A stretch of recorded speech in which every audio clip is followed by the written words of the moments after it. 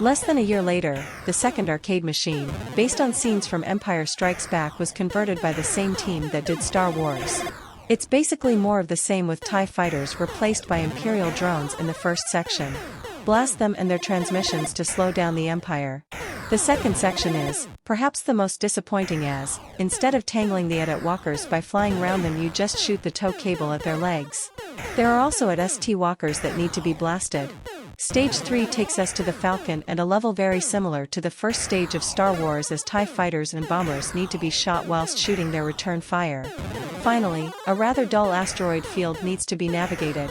The graphics, whilst looking identical to the first game, the frame rate is much better, meaning a much smoother gaming experience. It's still miles from perfect, but it is a better attempt than Star Wars, but still not a game I can recommend.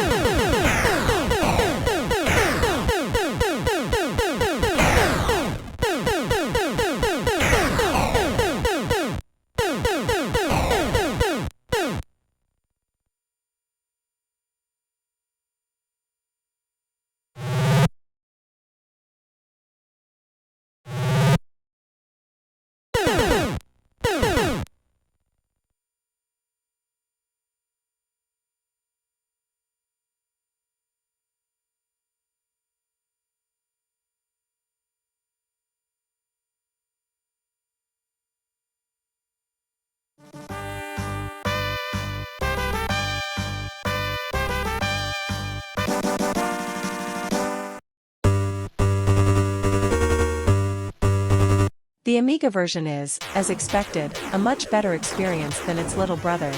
The vectors zip around the screen and the mouse control makes for a much more involving gameplay experience, even if the sound is rather flat and uninspired.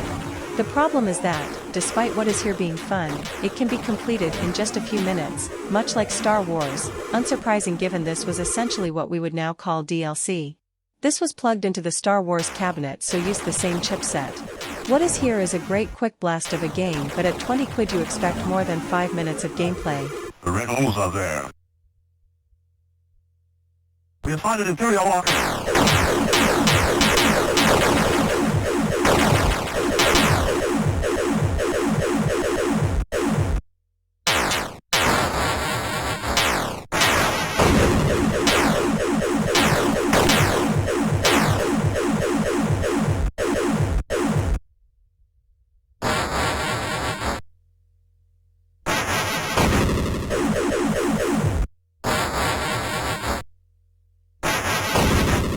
The Force is with you.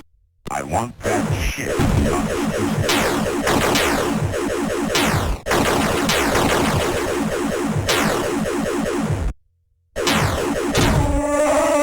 you are beaten. Look! Don't give in to hate.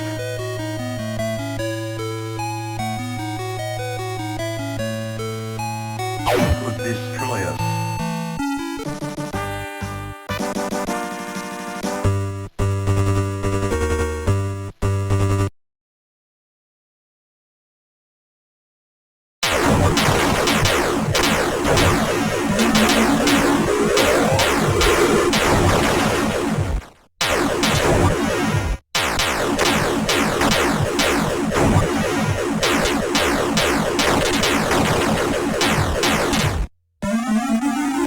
You are beaten. He could destroy us.